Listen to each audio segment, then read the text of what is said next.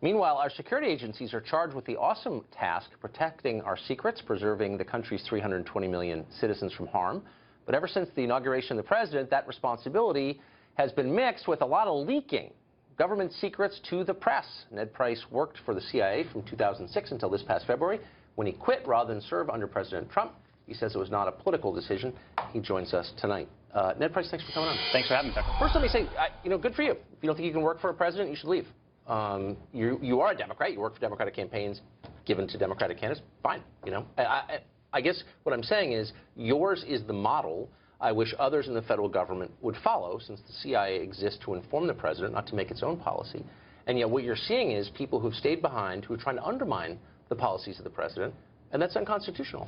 Well, Tucker, look, I certainly appreciate the compliment, but let me just make the point that our intelligence community is not comprised of Republicans or Democrats. They are not comprised of progressives or conservatives. These are people who have signed up to protect the country they love, regardless of who is in the Oval Office. I worked proudly under President George W. Bush as a CIA analyst when I first started. I worked proudly under President Barack Obama, whom I later served in the White House. But this is not the intelligence community. It is not a shifting sand based on which political party is in power, nor should it be. It shouldn't be. Right, Look, exactly. I've lived here a long time. It's an enormous federal government. Part of what you said is true. Part of it's not. There are partisans in the government, permanent government, and I know them. So that's untrue. But I think most of them... Tucker, that's the nature of our government, that of course you can have personal political beliefs, as you do and as I do, but you can still fulfill the function that you are charged with as a public servant, whether it's a Republican or Democrat. That's not actually the point that I'm making. My point is that people who serve in a bunch of different agencies, including CIA and throughout the intel community, have certain views of policy that they are wedded to.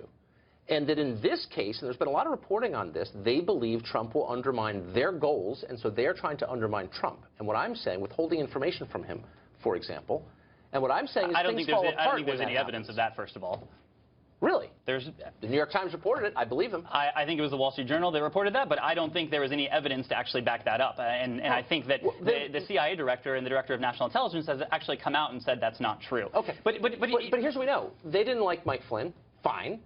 But then they destroyed him by leaking, and committed a felony in so doing, a transcript of his conversation, which was surveilled with the Russian ambassador. They're not allowed to do that. They did it to effect a political end, and we should be worried about that. Let me make the very important point that there is never any justification for the leaking of classified information. It is illegal, and it has the potential to put lives at risk. But there are other important points. Not just put lives, but destroy a life for political reasons. That's what they did. Yeah, exactly. And in the case of intelligence work, it has the potential to put sources at risk, sources in the field, people who commit treason against their own country to help the United States. It has the potential to expose them and to, leave them to the will of their government. It's not just about agents in the field. It's about me and you and anybody else. But here's what bugs me. Look, I appreciate our federal employees, including in the intelligence community.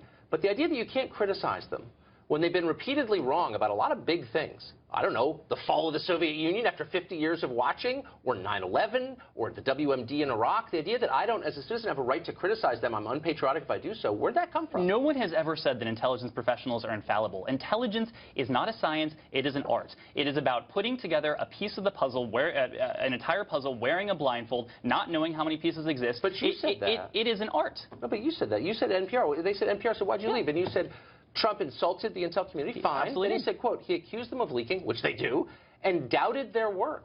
What's wrong with that? There is nothing. Isn't that my right? There is nothing wrong with being skeptical. What the point I was making to NPR is that President Trump, who was then the GOP nominee at the time, in the third debate, just casually cast aside the high confidence assessment of all 17 intelligence community agencies that Russia had meddled in our election. He didn't have any proof otherwise. He didn't have any justification for it. He just said he didn't believe it. Well, they didn't have any proof either. And by the way, all of our Stansfield Turner, who ran CIA, as you know, for an awfully long time, said when the Soviet Union fell, no one there knew this was going to happen. Tucker, is someone... So, that's not crazy. A consensus is not the truth, by definition. As someone who spent years working on analysis within the CIA, yeah. I know that a high-confidence assessment, there is something to that. And a high-confidence assessment that is signed onto by 17 intelligence communities, agencies, all 17 agencies... Are there really 17? What are the 17 intelligence agencies? People throw that around. I don't know what they are. What are they? There's a CIA, there's a DNI, there's a DIA, there's the FBI, there's the NSA. You go on and on and on. No, that's 5. I mean, I don't know that there are 17 intelligence agencies. Why does everyone say that? I mean, I'm just sincerely. Okay. I wish someone would. Will you email me and tell me what they are? I can get you a full. Because every night the guest is like, oh, all 17. Really, what are they? If you want to know all 17 of them, I'm sure we can provide that to you. I hope you will. But that's beside the point. The point no, is it's the point. It's that the point is, look, you're claiming knowledge of something that you haven't produced. If you're going to affect the political process with a claim, I, as a citizen, have a right to know what the heck you're talking about. Tucker, they produced their report. I read it. No, you didn't, because it's classified. No, I read the public exactly. summary of it. Yes. And it didn't tell me anything.